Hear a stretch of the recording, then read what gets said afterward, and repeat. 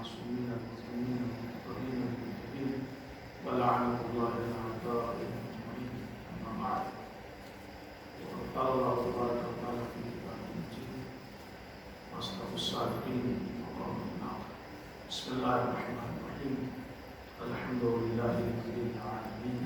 صلوات محمد وعلى محمد. اللهم صل على محمد وآل محمد. آج شب رات مولانا تقرر سنتے ہیں، آگے بھی سنیں. ٹیسٹ بدلنے کے لیے تھوڑا سا آج میں آ گیا ہوں. اور ویسے تو شاید پہلی مرتبہ میری مجلس سنوں اس بارے سے، تو جو کمی ہوگی وہ خواہش کروں گا آپ سے ضرور اصلاح کریں،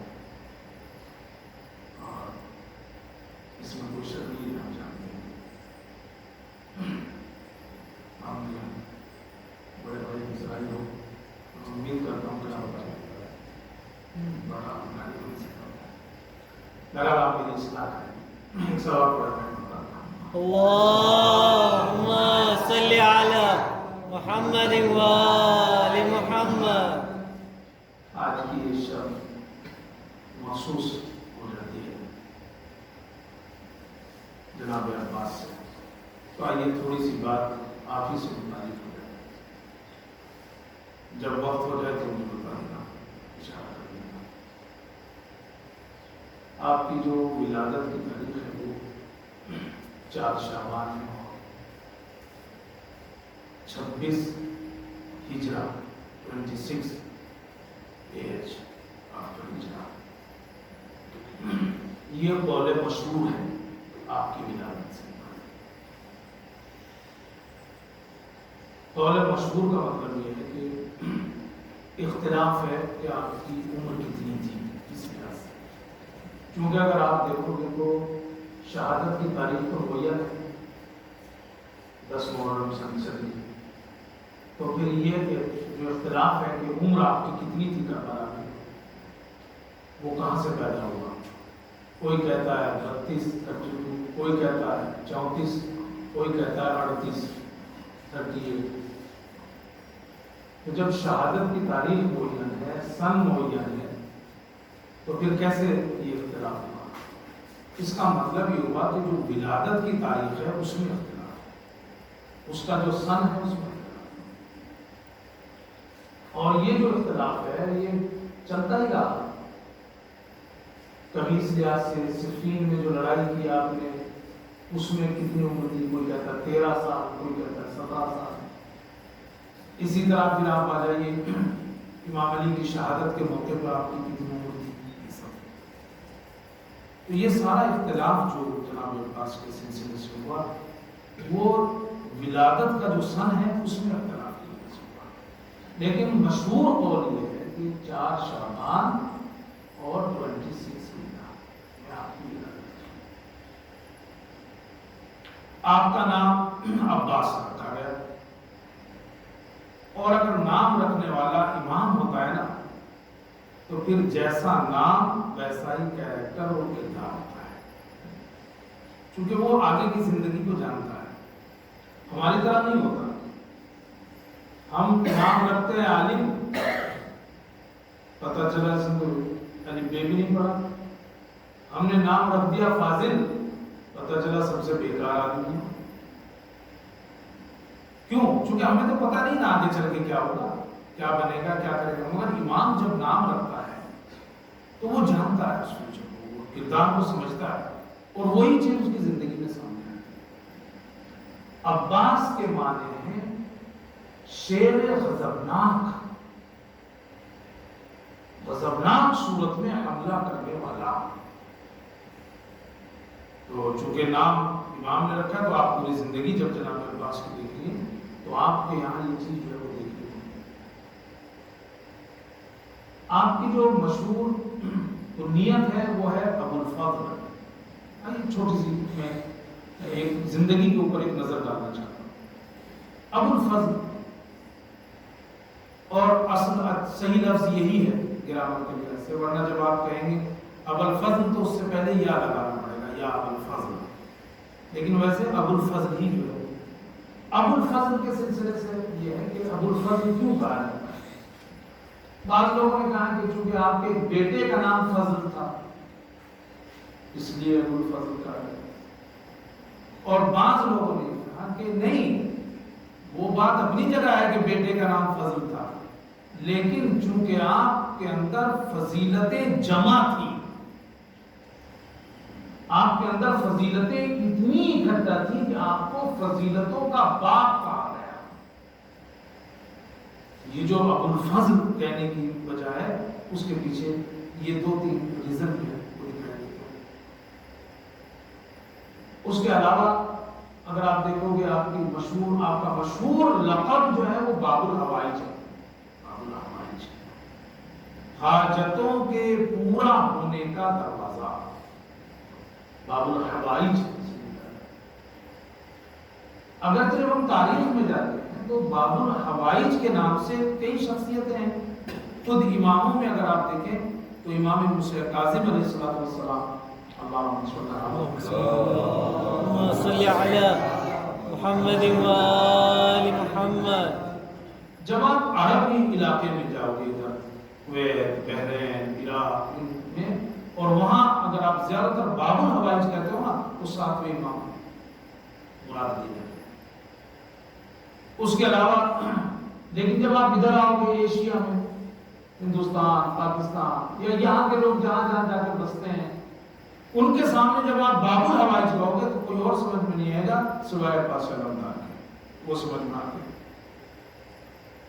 اگرچہ جناب علیہ صدر کو بھی باب الحوائج کہا ہے۔ یہاں ایک سوال ذہن میں آتا ہے کہ یہ جو لقب ہے یہ ملا کہاں سے جناب علیہ پاشا؟ باب الحوائج، باب الحوائج کا لقب دیا کس نے؟ کچھ لوگ کہتے ہیں کہ امام حسن جب صلح کرنے کے بعد مدینہ آئے اور وہاں آپ نے لوگوں کی حاجتیں پورا کرنا شروع کی تو جناب عباس بھی آپ کے ساتھ ساتھ رہتے تھے، اور امام حسن کی طرح آپ بھی حاجتوں کو پورا کرتے تھے، اسی لیے آپ کو جو ہے وہ باب الحوائج کہا گیا۔ تو امام حسن کے زمانے سے بعض لوگوں نے کہا کہ نہیں، یہ لقب آپ کو آپ کی شہادت کے بعد ملا ہے، جب لوگوں نے آپ سے معجزات دیکھے، کرامات دیکھے، اپنی مشکلوں کو حل ہوتے ہوئے دیکھا، تو ان لوگوں کی زبان پہ یہ لفظ آیا کہ یہ باب الحوائج ہے، حاجتوں کے پورا ہونے کا دروازہ۔ مگر مجھے جو چیز سمجھ میں آتی ہے کبھی کبھی پڑھتے ہوئے روایتوں میں یا واقعات میں، کہ یہ باب الحوائج کا جو لقب ہے نا، یہ کہیں نہ کہیں اللہ نے لوگوں کی زبان کے اوپر جاری کیا ہے، یہ اللہ نے لوگوں کی زبان کے اوپر جاری کیا ہے، یہ ادھر سے آیا ہے، اور یہ لقب کس طریقے سے جاری ہوا ہے لوگوں کے درمیان، ان کی زبان کے اوپر، اللہ چاہتا تھا یہ لقب آئے، یا دوسرے لفظ میں کہوں اس کی طرف سے یہ لقب ملا ہے آپ کو، لیکن وہ لوگوں کی زبان کے اوپر جاری ہوا ہے۔ میں آپ کو ایک چھوٹا سا واقعہ سناتا ہوں۔ ایک عالم تھے حسن جلیل ان کا نام ہے، انہوں نے یہ واقعہ لکھا ہے اور بیان کیا کہ کربلا میں ایک تاجر تھا بڑا دیندار، اس کا ایک لڑکا تھا، وہ بھی بڑا متقی اور پرہیزگار تھا۔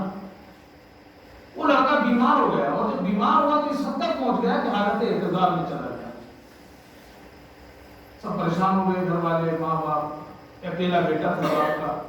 نتیجہ یہ ہوا کہ اس نے کہ بھائی اب تو یہ بس مر گیا ہے۔ بعض لوگوں نے اس کے جو ہے وہ انگوٹھے باندھ دیے، بعض لوگوں نے جو آنکھوں پہ جو ہے وہ کپڑا ڈال دیا کہ بس اب یہ آخری لمحات ہے، مگر ماں تو ماں ہوتی ہے۔ اس نے کہا کہ نہیں، میں جاتی ہوں حرم میں جناب عباس میں اور ان سے تبصر کرتی ہوں۔ اور اب کہتے ہیں کہ وہ رات کو وہاں گئی، دروازہ بند ہو چکا تھا حرم کا، کلیدار نے کہا کہ بھائی اب تو بند ہو گیا، اس نے اپنے بات بتائی، وہ سمجھ گیا، دروازہ کھول دیا گیا۔ لیکن اب یہ عالم کہتے ہیں کہ میں اسی رات سفر سے کربلا واپس آیا تھا، کہ مجھے کچھ نہیں معلوم تھا اس بارے میں سویا اور اچانک میں نے دیکھا کہ میں حرم امام حسین میں داخل ہو رہا ہوں، جناب حبیب ابن مظاہر کی طرف سے اس راستے سے داخل ہو رہا ہوں۔ اور میں نے دیکھا حرم جو ہے وہ ملائکہ سے بھرا ہوا ہے، رسول اکرم تشریف فرما ہے، امام علی تشریف فرما ہے، اور کہا ایک فرشتہ آتا ہے اور آگے کہتا ہے کہ مجھے جناب عباس نے بھیجا ہے، اور کہا ہے کہ علویہ ایک سیدانی میرے حرم میں آئی ہے، اپنے بیٹے کی شفا مانگ رہی ہے، رسول سے کہو کہ وہ رسول اکرم جو ہے وہ اس کی شفا کے لیے دعا کرے۔ کہتے ہیں کہ رسول اکرم نے سنا، ہاتھوں کو اٹھایا، اس کی شفا کے لیے دعا کرے، اور کچھ دیر بعد ملک سے کہا کہ ان سے جا کے کہو کہ قضاء و قدر الہی یہ ہے کہ بس اب اس کا وقت ختم ہو گیا ہے، اسے شفا نہیں ملے گی۔ کہتے ہیں کہ ملک کچھ دیر کے بعد پھر واپس آیا اور اس نے کہا کہ مجھے عباس نے بھیجا، اور پھر یہی کہا ہے کہ اس کی شفا کے لیے دعا کیجیے۔ آپ نے پھر وہی لفظ دہرائی کہ قضاء و قدر الہی ہے کہ اسے شفا نہیں مل سکتی۔ اب یہ عالم جلیل کہتے ہیں کہ اچانک میں نے دیکھا کہ حرم میں ایک ہلچل سی پیدا ہو گئی، پتا چلا کیا بات ہے، کہ خود جناب عباس تشریف لا ہے، اور آپ آئے اور رسول اکرم سے کہا یا رسول اللہ اس علویہ نے مجھ سے اس کی شفا کی درخواست کی ہے، اور میں آپ سے کہتا ہوں یا تو اسے شفا دیجئے یا باب الحوائج کا جو لقب ہے وہ واپس لے لیجئے۔ کہتے ہیں کہ رسول اکرم نے امام علی سے کہا یا علی آؤ ہم دونوں مل کر دعا کرتے ہیں، دونوں نے مل کر دعا کی، ملک آیا اور کہا یا رسول اللہ اسے کہہ دیجئے ہم اس کو شفا دے رہے ہیں، اور لیکن تمہارا باب الحوائج کا لقب جو ہے واپس نہیں لے سکتے۔ تو یہ جو باب الحوائج کا لقب ہے نا کہاں سے ملا؟ ٹھیک ہے بہت سی چیزیں ہیں، مگر جہاں تک مجھے اندازہ ہوتا ہے کہ اللہ نے لوگوں کی زبان کے اوپر جاری کیا ہے، اس سے آپ عظمت جناب عباس کو سمجھ سکتے ہیں کہ ان کی عظمت جو ہے، جتنی عظمت اللہ کے نزدیک تھی اتنی عظمت رسول اللہ اور امیر المومنین کے نزدیک تھی۔ صلوات پڑھ دے محمد و آلہ اللہم صلی علی محمد و آل علمدار۔ اور اسی طرح آپ کا لقب باب الحسین، باب الحسین، امام حسین کے زمانے میں اگر کسی کو امام حسین تک پہنچنا ہوتا تھا تو وہ ادھر سے ہوकर گزرتا تھا۔ امام حسین اگر پہنچنا ہے تو جناب عباس کا راستہ لینا ہے، اور اسی لیے بعض لوگوں نے لکھا ہے کہ باب الحسین اور عباس کے لقب جو ہے وہ برابر ہے، عدد جو ہے وہ برابر ہے، 133 کا عدد جو ہے وہ دونوں کا ہے، عباس کا عدد بھی ہے اور باب الحسین کا بھی ہے۔ آپ نے دیکھا ہوگا جو لوگ زیارت کے لیے جاتے ہیں اور جناب عباس کے روزے پہ جاتے ہیں تو ایک مشہور دعا ہے جو پڑھتے ہیں، یا کاشف الکرب الوجہ الحسین اکشف کربی بحق عقیق الحسین۔ وہ کہتے ہیں کہ اگر ایک ہی میٹنگ میں، ایک ہی جلسے میں اس دعا کے ٹکڑے کو 133 مرتبہ پڑھا جاتا ہے تو پروردگار عالم اس کی حاجتوں کو پورا کرتا ہے۔ تو باب الحسین اور عباس یہ گویا ایک طرح سے یہ عدد کے لحاظ سے بھی اگر دیکھیں تو برابر کہا ہے۔ تو آپ کے مشہور لقب میں سے ایک لقب جو ہے وہ باب الحسین۔ اچھا یہ ذرا سا اور آگے بڑھ جائے، آپ کے جو اولاد کا مسئلہ ہے، کہتے ہیں کہ 2 بیٹے تھے آپ کے، عبداللہ یا عبید اللہ، اور ایک فضل، یعنی یہ 2 بیٹے، اب وہ عبداللہ ہو یا عبید اللہ ہو، اور دوسرا جو ہے وہ فضل جو ہے وہ آپ کی، اور آپ کی نسل کہتے ہیں کہ وہ عبداللہ سے چلی ہے، عبید اللہ سے چلی ہے۔ ان دونوں کی ماں جو ہے وہ لبابہ تھی، جناب لبابہ، ان دونوں کی ماں، اور جناب لبابہ بیٹی تھی جناب عباس بن عبد المطلب، جناب ابن عباس کی بیٹی تھی، عباس بن عبد المطلب تھے ان کے بیٹے، ابن عباس ان کی بیٹی تھی۔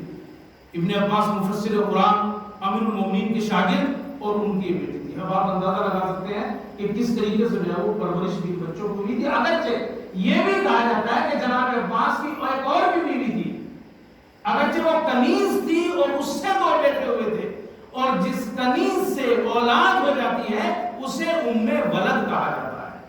تو اس سے 2 بیٹے ہوئے تھے، ایک بیٹا حسن تھا اور اس سے آپ کو جو ہے وہ نسل جو ہے وہ چلی ہے۔ تو یہ جناب عباس کی زندگی کا ایک مختصر سا خاکہ آپ کے ذہن میں بیٹھنا چاہیے۔ جناب عباس کو اگر آپ دیکھیں تو امیر المومنین کی جتنی بھی اولاد ہیں، چاہے وہ 18 ہو یا 28، امیر المومنین کی جو اولاد ذکر کی گئی ہے تاریخ میں، اس کی تعداد جو ہے وہ 18 یا 28 تک جو ہے وہ آتی ہے۔ ان میں امام حسن اور امام حسین کو چھوڑ کر آپ سب سے بہتر تھے، امام حسن اور امام حسین۔ اچھا اگر آپ کہو کہ یہ بات جو ہے وہ آپ کہہ رہے ہو، نہیں میں نہیں کہہ رہا ہوں۔ جب آپ ائمہ معصومین علیہ السلام سے دیکھیں گے، جناب عباس کے سلسلے میں جو ذکر ہوا ہے اس سے خوب اندازہ ہو جائے گا۔ جناب عباس کے 2 زیارت نامے ہیں۔ جناب عباس ایک زیارت نامہ اور مشہور زیارت نامہ جسے ہم پڑھتے ہیں وہ چھٹے امام سے ہے، السلام علیکہ ایھا العبد الصالح المطیع للہ ولرسولہ۔ ایک زیارت نامہ تو یہ ہے جناب عباس کا جو مشہور، اور ایک زیارت یا جو کلمات ہیں جس میں جناب عباس کی فضیلت بیان کی ہے وہ زیارت ناحیہ ہے جو امام زمانہ کی طرف سے ہے، اور اس میں جو ہے وہ جب ہم ان جملوں کے اوپر نظر کرتے ہیں جو اس میں بیان کیے گئے ہیں اور جو اس میں ہے، صاف اندازہ ہوتا ہے کہ اولاد امیر المومنین چاہے اس کی تعداد 18 ہو چاہے اس کی تعداد 28 ہو، جناب عباس سے بہتر جو ہے کوئی اور نہیں تھا۔ بالکل ایسے ہی زیارت نامے شروع ہوتے ہیں جناب عباس کے جیسے دوسرے معصومین کے ہوتے ہیں، وہی اذن دخول، سلام اللہ وسلام ملائکۃ المقربین والانبیاء والمرسلین والشہداء والصدیقین۔ جب آپ اذن دخول مانگتے ہیں کیا کہ تو بالکل ایسے جیسے دوسرے ائمہ کی جو ہے اذن دخول مانگ رہے ہیں، اللہ کا سلام ہو، ملائکہ کا سلام ہو، انبیاء کا سلام ہو، شہداء کا سلام ہو، صدیقین کا سلام ہو۔ اللہ کا سلام ہونا کسی کے لیے یہ کوئی چھوٹی بات نہیں ہے، یعنی ہمیشگی کی رحمت آپ کے لیے، ہمیشگی کی رحمت ہے۔ اور اس کے بعد آپ دیکھیں شروع ہوتی ہے بات زیارت ناموں میں، جب ان 2 ٹکڑوں کو دیکھیں گے، السلام علیکہ یا ابن امیر المومنین۔ کتنا بڑا شرف ہے یہ، امیر المومنین کسی کے باپ ہو، علی کسی کے باپ ہو، بڑا شرف ہے یہ۔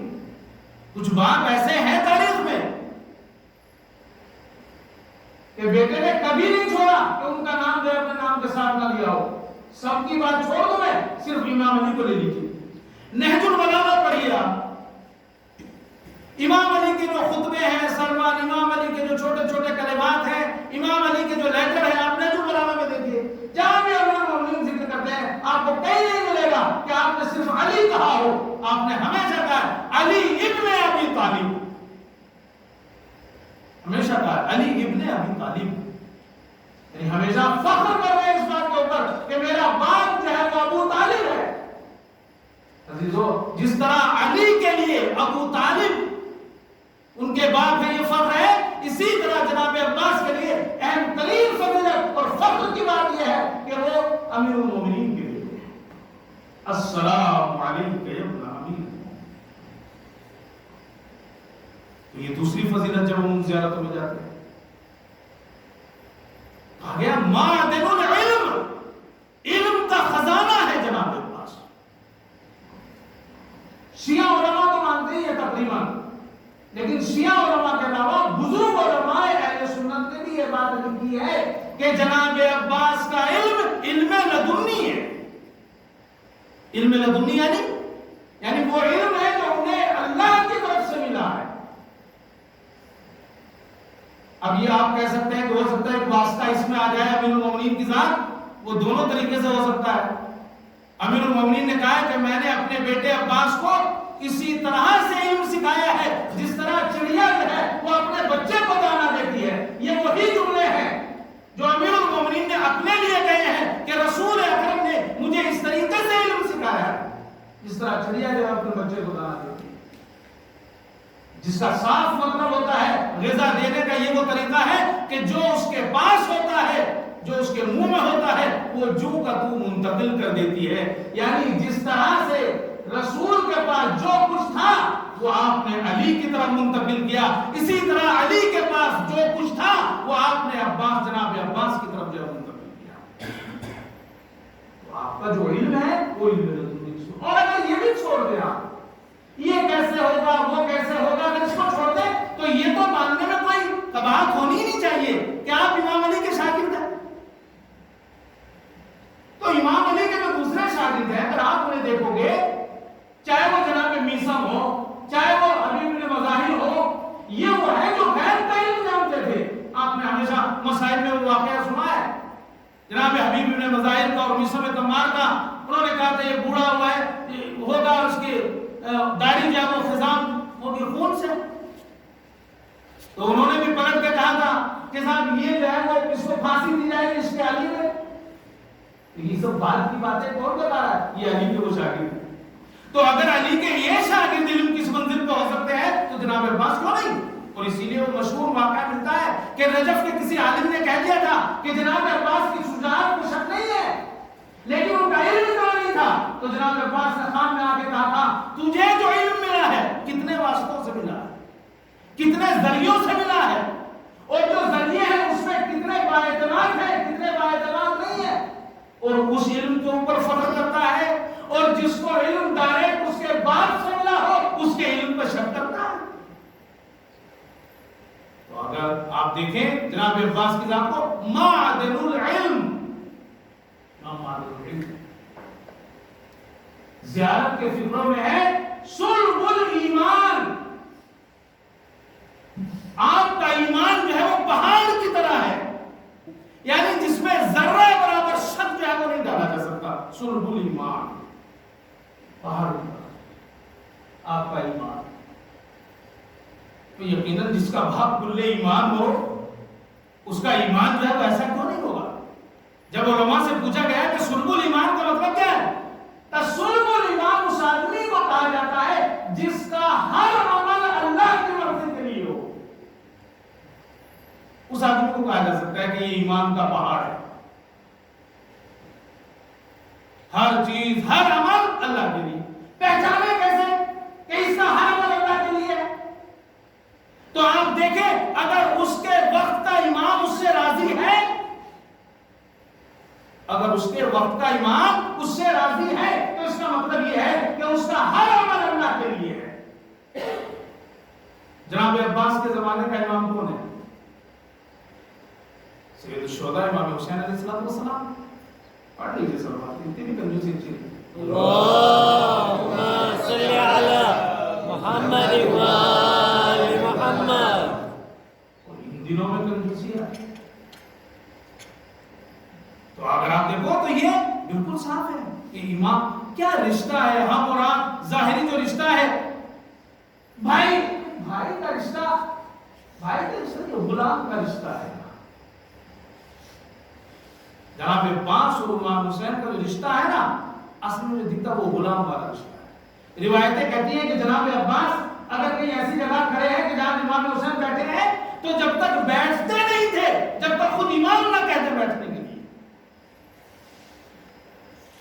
تاریخ میں لکھا ہے کہ ہمیشہ نظریں جو ہے وہ قدموں پہ ہوتی تھی، کبھی جو ہے وہ نظر بلند نہیں کرتی، وہ غلام والا رشتہ ہے۔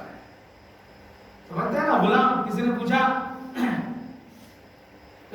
کسی کو خرید کے لایا، غلام کے طور پر اس سے کہا تیرا نام کیا ہے؟ کہا جو آپ رکھ دو۔ تمہیں کیا پسند ہے؟ کہا جو آپ کھلاؤ۔ تمہیں کیا کرنا ہے؟ کہا جو آپ کہہ دو، جو آپ کرواؤ۔ غلام کا مطلب ہے تو اس کی خود کوئی مرضی نہیں ہوتی، جو آقا کی مرضی ہے وہی اس کی مرضی ہے۔ امام حسین کا جو رشتہ ہے جناب عباس سے وہ غلام کا رشتہ ہے، اور میں سمجھتا ہوں اپنی بات کو سمجھانے کے لیے اس سے بہتر لفظ میرے پاس نہیں ہوگی۔ شب عاشور جب امام کو پتا، جناب عباس کو پتا چلا کہ انہوں نے ساتھ میں بلوایا ہے امام کو، تو آپ نے کہا آقا میں بھی آپ کے ساتھ چلوں گا۔ امام حسین سے کہا میں بھی آپ کے ساتھ چلوں گا۔ کہا نہیں تم نہیں کہہ سکتے، چونکہ ہمارے میں آپس میں طے ہوا ہے کہ وہ آئے گا، وہ اکیلا آئے گا، زیادہ سے زیادہ اس کا بیٹا اس کے ساتھ آئے گا، بس لہذا ادھر سے میں کہوں گا میرے ساتھ میرا بیٹا اتر جائے گا، بس۔ جب امام ملاقات کے لیے جانے لگے تو پیچھے سے کچھ آہٹ کی آواز آئی، مڑ کے دیکھا تو عباس بھیا طے ہوا تھا، میں نے منع کیا تھا، عمر سعد آتا ہے، اس کا بیٹا آتا ہے، ادھر سے میں جاتا ہوں، میرے ساتھ اکبر جاتے ہیں۔ کہتے ہیں کہ جناب عباس نے طرف کہا آقا ذرا دیکھیے تو صحیح، ان کے ساتھ اس کا غلام بھی تو آ رہا ہے، ادھر سے غلام بھی تو آ رہا ہے اس کے ساتھ، آپ کے ساتھ اکبر جا رہے ہیں، میں آپ کا غلام ہوں۔ اب اس سے بڑی اطاعت کی بات کیا ہوگی، اس سے زیادہ کیسے اپنے وقت کے امام کو راضی کیا جا سکتا ہے کہ آپ جو ہے غلام بن کے زندگی جو ہے گزاریے۔ اور اسی لیے جب آپ ان چیزوں کو دیکھیں گے تو صاف محسوس ہوتا ہے کہ جناب عباس اگرچہ ان 14 معصومین میں نہیں ہے مگر عام معصوم ہے۔ جب زیارت کے ان فکروں کو دیکھتے ہیں نا تو اندازہ ہوتا ہے کہ ان 14 معصومین میں نہیں ہے آپ، لیکن معصوم ہے، کوئی غلطی آپ کی زندگی میں نہیں دکھائی دیتی۔ میں 2 دلیلیں دوں۔ جب رسول اکرم کی وفات ہوئی، ذہن میں ڈال دیجیے گا، جب رسول اکرم کی وفات ہوئی غسل امیر المومنین نے دیا، اور جناب عباس بن فضل بن عباس بن عبد المطلب وہ آپ کی مدد کر رہے تھے۔ جناب فضل بن عباس کیسے مدد کر رہے تھے غسل دینے میں؟ پانی بھر کے لاتے تھے بالٹی میں امام علی کے لیے، وہ غسل دیتے تھے اور وہ پانی دیتے۔ مگر روایتوں میں یہ ملتا ہے کہ جناب فضل کی آنکھوں پر پٹی باندھ رکھی، پانی جو لے کے آتے تھے تو پٹی بندھی تھی۔ کیوں؟ اس لیے کہ معصوم کو برہنہ کوئی غیر معصوم دیکھ نہیں سکتا۔ اگر کوئی کسی غیر معصوم کی نظر کسی معصوم کے برہنہ جسم کے اوپر پڑ جائے تو وہ نابینا ہو جائے گا، اندھا ہو جائے گا۔ جب امام علی کی شہادت ہوئی، غسل دے رہے تھے امام حسن، مدد کر رہے تھے جناب عباس، لیکن کسی تاریخ نے نہیں لکھا کہ جناب عباس کی آنکھوں پر اوپر پٹی بندھی ہوئی ہو۔ معصومین میں نہیں، ان 14 معصومین میں، مگر جناب عباس عصمت کے اس درجے کو اوپر پائے تھے۔ امام سجاد نے کربلا میں جب شہداء کو دفنایا ہے تو سارے شہداء کو قبیلے بنی اسد کی مدد سے دفنایا ہے، قبیلے بنی اسد کی مدد سے سب کو جو ہے دفنایا۔ آپ سنتے ہیں یہ قبیلہ آیا ہے، سوائے 2 جنازوں کے، ایک امام حسین کا جنازہ آپ نے خود دفنایا اور دوسرے جناب عباس کا۔ جب آپ دفنانے لگے ہیں تو آپ نے بنی اسد کو مخاطب کر کے کہا مجھ سے دور ہو جاؤ، میرے پاس کوئی ہے جو میری مدد کر رہا ہے۔ علماء لکھتے ہیں کہ وہ مدد کرنے والا کون تھا کہ وہ جناب جبرائیل تھے تو آپ کی مدد کے لیے آئے تھے۔ اور ہمارے تو عقیدوں میں سے ہے کہ معصوم کو معصوم دفنانا ہے۔ جناب عباس کی جو فضیلت اور عظمت ہے اس کا اندازہ نہیں لگایا جا سکتا۔ یہ تو ائمہ معصومین کے جملے ہیں جو زیارت نامے میں آ گئے ہیں اور جس سے ہمیں کچھ اندازہ ہو جاتا ہے۔ جناب عباس کے لکھا کل جبل الجسیم، شجاعت کا پہاڑ۔ آپ کی شجاعت میں کوئی شک کیسے کر سکتا ہے؟ کہتے ہیں کہ بچپنے ہی سے تلواروں سے کھیلنے کی عادت تھی، تلواروں کا شوق تھا جناب عباس کو۔ عرب کے جوانوں کا یہ شوق ہوتا تھا اس زمانے میں، تلواروں سے کھیلنے کا شوق۔ امیر المومنین مسجد میں بیٹھے ہیں، ایک آدمی ایک صندوق کے ساتھ داخل ہوا، امیر المومنین کے سامنے رکھ کے بولا یا علی میں آپ کے لیے تحفہ لایا ہوں، قبول کیجئے۔ امیر المومنین نے کہا ٹھیک ہے۔ اس نے صندوق کھولا، ایک چمچماتی ہوئی تلوار نکلی۔ ظاہر سی بات ہے اگر کوئی تحفہ لا رہا ہے تو عام تلوار تو ہوگی نہیں، تلوار کی بھی کچھ خصوصیت رہی ہوگی۔ امیر المومنین کے تحفہ لا رہا ہے جس کے لیے پہلے ہی اعلان ہو چکا ہے لا فتح الا علی لا سیف الا ذوالفقار، تو تلوار بھی اچھی نہیں ہوگی۔ امیر المومنین کو تلوار دی، امیر المومنین نے کہا میں قبول کرتا ہوں۔ اتنے میں جناب عباس داخل ہوئے۔ روایت کی فکرے یہ ہے کہ جناب عباس کی نظر اس تلوار کے اوپر ٹک گئی، اگرچہ آپ کا سن بہت زیادہ نہیں تھا، میرا دل جب میں پڑھ رہا تھا تو سوچ رہا تھا میں کہ شاید یہ پہلا موقع ہوگا کہ عباس کی نظر علی کے چہرے سے ہٹ کے تلوار پہ ٹکی ہوگی. کہتے ہیں کہ بولے تو کچھ نہیں اور ایک دور جا کر بیٹھ گئے اور جہاں بیٹھے تھے وہاں سے بھی جو نظریں تھی وہ تلوار پہ تھی. امیر المومنین نے جناب عباس کو دیکھا. روایت یہ کہتی ہے کہ بلایا نہیں خود کھڑے ہوئے. امیر المومنین خود کھڑے ہوئے اور کہتے ہیں کہ جناب عباس کے پاس پہنچے. آپ بھی کھڑے ہوئے. کہتے ہیں وہ تلوار اٹھا کے آپ نے جناب عباس کی گردن میں جو ہے مائل کر دی. وہ رونے لگے. جناب حبیب پوچھنے لگے یا علی رونے کا سبب کیا ہے؟ اب دیکھ رہا ہوں کہ عباس کی شجاعت اور اس کی بہادری سے دشمن جو ہے وہ خوف میں ہوگا, ڈرا ہوگا. امام کی نظریں کہیں اور دیکھ رہی تھی. اور کیوں نہ ہوتا جناب عباس اس کا ایسا شوق, اور کیوں ان کی بہادری میں, چاہے ننیہال آپ لے لیں چاہے ددیال آپ لے لیں, جناب عباس کے سلسلے سے وہ تو مشہور ہے نا کہ مجھے بہادر خاندان کی عورت سے شادی کرنا ہے, چھوڑ دیجیے واقعہ. آپ کے ننیال میں ایک درجہ چھوڑ کے اس سے پہلے والے جو نانا تھے آپ کے, وہ ملائک الاسنہ, نیزوں سے کھیلنے والے, ان کا لقب تھا ننیال میں.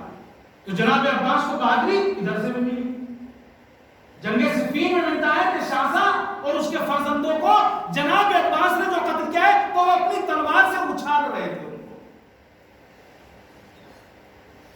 کوئی ملائک الاسنہ والی بات, نیزوں سے کھیلنے والا. اور اگر ددیال کی بات دیکھو تو امیر المومنین, میں کیوں اوپر جاؤں, آپ کی شجاعت. روایتیں کہتی ہیں کہ امیر المومنین کی پیشانی میں ایک رگ شجاعت تھی, جب آپ غضبناک ہوتے تھے وہ سرخ ہو جاتی تھی. اسی لیے روایتوں میں ملتا ہے کہ امیر المومنین جنگ کے موقع پر زیادہ تر ایک رومال اپنے ماتھے کے اوپر باندھے ہوئے ہوتے تھے. کپڑا ایک رومال اپنے ماتھے کے اوپر باندھے, وہ رگ شجاعت جو ہے وہ سرخ ہو جاتی تھی. کہتے ہیں کہ ایسی ہی رگ شجاعت جو ہے وہ جناب عباس کی نشانی. جب وقت آخر آئے نا امام حسین سے اجازت کے لیے, کہتے ہیں کہ وہ رگ شجاعت جو سرخ. جناب عباس کی بہت فضیلت ہے. ہم لوگ تو مسائل سے شروع کرتے ہیں, مسائل ختم نہیں کرتے. عمر سعد جب کربلا, بس میں آخر کی طرف آ رہا ہوں. عمر سعد جب کربلا آیا تو اس نے ابن زیاد کو لکھا کہ فوج بھیجو. سمجھ سکتے ہیں اور سن سکتے ہیں. فوج بھیجو ابن زیاد کو لکھا. ابن زیاد نے فوج کا ایک ٹکڑا بھیجا. اس نے پھر لکھا فوج بھیجو. ابن زیاد نے پھر فوج کا ٹکڑا بھیجا. تو ایک مرتبہ اس نے پوچھا آخر کربلا میں کتنے لوگ ہیں جو اتنی فوج مانگ رہے ہو؟ اس نے جواب میں لکھا 72. لیکن ایک جملہ لکھا اما فیہم العباس, لیکن ان میں ایک عباس بھی.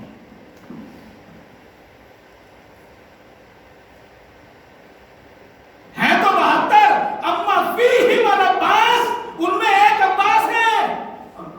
اس کا مطلب یہ سارا انتظام, یہ ساری فوج اکٹھی کی جا رہی تھی جناب عباس بھی. امیر المومنین کہتے ہیں کہ ہماری امام حسین کہتے ہیں کہ میری پناہ گاہ جو ہے وہ عباس ہے. میں اس لفظ کا مطلب نہیں سمجھ پا رہا تھا, لیکن جب یہ حدیث میرے سامنے آئی کہ امیر المومنین نے ارشاد فرمایا جنگوں میں جب جنگ شدید ہونے لگتی تھی تو ہم رسول اکرم کی پناہ میں چلے جاتے تھے. اللہ.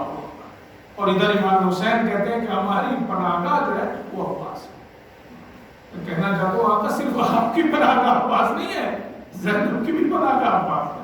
تبھی تو مدینے میں وہ جملے ملتے ہیں. شہزادی کہتی ہے کہ جب کوئی مجھ سے یہ کہتا تھا کہ ایک وقت آئے گا کہ بازوؤں میں رسمدانی گئے گی, تو میں سوچا کرتی تھی یہ کیسے ممکن ہے جس کا بھائی عباس ہو. میرے ساتھ نے لکھا مفیہم العباس, ان میں ایک جو ہے وہ عباس ہے. جو کیسے آپ اس رشتے کو نبھایا ہے, کیسے جو ہے چلے ہیں، ایک لمحہ آپ کا ساتھ نہیں چھوڑا، ایک لمحہ بھی اعتراض نہیں کیا۔ کہتے ہیں کہ جناب عباس تو پورے دن ہر بار جب بھی کوئی مرتا تھا سمجھیے کہ اس کے ساتھ ساتھ جناب عباس بھی شہید ہوتے تھے، چونکہ جس کے سامنے اس کے شاگرد اور اس کی اولاد جو ہے وہ شہید کر دی جا رہی ہے تو بالکل اس کا ظاہراً زندہ ہے، لیکن جب بھی امام حسین کے پاس جاتے ہیں اور کہتے ہیں آقا اجازت دیجیے تو اجازت تو نہیں ملتی ہے۔ ایک جملہ سننے کو ملتا ہے، وہ یہی ہوتا ہے کہ اگر تم چلے گئے تو میری فوج جو ہے اس کا کیا تفرق عسکری۔ کہتے ہیں کہ آخر وقت جب دیکھا کہ اب یہ سلسلہ کیسے روکا جائے تو کہتے ہیں کہ جناب عباس کہنے میں آئے، جناب سکینہ کا ہاتھ پکڑا۔ یہ بڑی سفارش تھی جو جناب عباس لے کے آ رہے تھے امام حسین۔ چلو بیٹا آقا سے میری سفارش کرو، مجھے جنگی اجازت ہے، بیٹا میں تمہارے لیے پانی کا انتظام کر کے لاتا ہوں۔ اللہ اکبر۔ روایت کے فقرے یہ کہتے ہیں کہ امام حسین نے جیسے ہی اس منظر کو دیکھا، ایک مرتبہ جب شہزادی نزدیک ہوئی تو پلٹ کے کہا، شہزادی سکینہ میں جانتا ہوں آپ سفارش کے لیے آئی ہے، لیکن یاد رکھنا جو بھی گیا ہے وہ واپس نہیں آیا، جو بھی گیا ہے وہ واپس نہیں آیا۔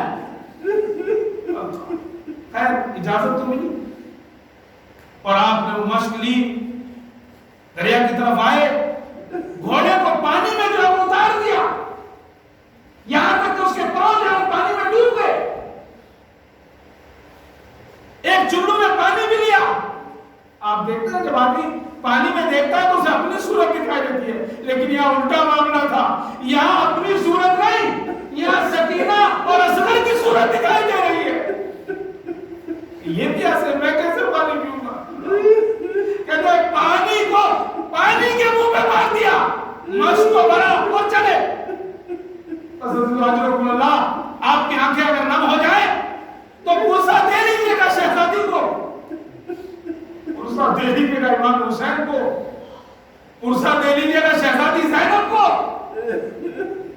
کہتے ہیں کہ مشق کو بھرا اور چلے ہیں، لیکن دشمن جان سمجھتا تھا کہ کسی بھی طرح سے ممکن ہو پانی جو ہے وہ خیمے میں نہیں جانا چاہیے۔ حکیم بن طفیل آگے بڑھا، ایک مرتبہ آپ کا داہنا بازو اس نے کاٹا، پھر اس نے بایاں بازو جو ہے وہ کاٹا۔ بس ہم بڑی آسانی سے سن لیتے ہیں کہ داہنا بازو بیٹا، بایاں بازو بیٹا۔ عباس کے لیے اپنا مسئلہ نہیں ہے، مسئلہ ہے مشق کا خیمے میں لے جانا، لہذا آپ نے مشق کو دانتوں سے دبا دیا۔ کہتے ہیں مشق کو دانتوں سے دبایا، ادھر کسی لعین نے گرز مارا جو آپ کی پیشانی میں لگا۔ اللہ اللہ عزیزو، جناب عباس کا چہرہ ایک مرتبہ نیچے کی طرف جھک گیا ہے، اور کتنی تکلیف ہوگی اس گرز کی، لیکن اب آپ انصاف سے مجھے بتائیں جس کے دونوں ہاتھ ہی نہ ہو وہ اس گرز کو کیسے نکالے گا؟ اگر آپ تصور کر سکتے ہو تو تصور کریں کہ ایک مرتبہ جناب عباس نے اپنے سر کو جھکایا، دونوں گھٹنوں میں اس تیر کو جو ہے وہ دبایا اور اس کے بعد اسے کھینچا۔ اللہ اللہ عزیزو، کتنا دردناک منظر رہا ہوگا، لیکن عزیزو اس کے بعد جناب عباس آگے کیا بڑھتے، اس نے کہ تیر آگے مشق پر لگا اور عباس گھوڑے پر نہ رکے، زمین کے اوپر تشریف آواز دیا، میری مدد کے لیے آئیے۔ روایتیں کہتی ہے حسین نے سنا، اپنی کمر کو پکڑا اور کہنا شروع کیا، الان انکسر ظہری آخی، اے بھیا آپ کے مرنے سے میری کمر ٹوٹ گئی ہے۔ اللہ اللہ، کہتے ہیں تیزی کے ساتھ پہنچے جناب عباس کے سامنے پاس، اور کہتے ہیں جا کے آپ نے ان کا سر اٹھایا اور اپنے سامنے کے اوپر رکھا۔ روایت یہ کہتی ہے کہ جناب عباس نے سر کو ہٹا لیا، حسین طلب گئے، اے بھیا عباس کیا مجھ سے ناراض ہو گئے ہو؟ ارے کیا آنے میں دیر ہو گئی اس لیے سر اٹھا لیا ہے؟ طلب کا کہا تھا نہیں بات یہ نہیں ہے، ارے میں سوچ رہا ہوں میرا سر آپ کے زانو پر ہے، لیکن جب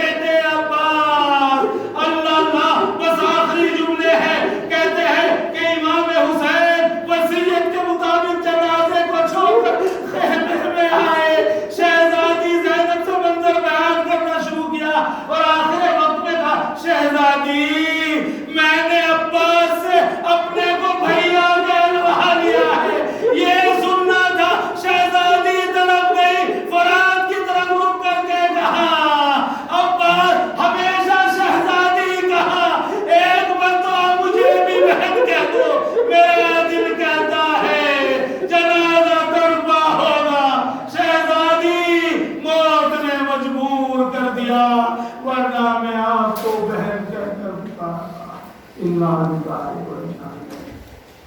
خیمے میں گل ہے وفا، لو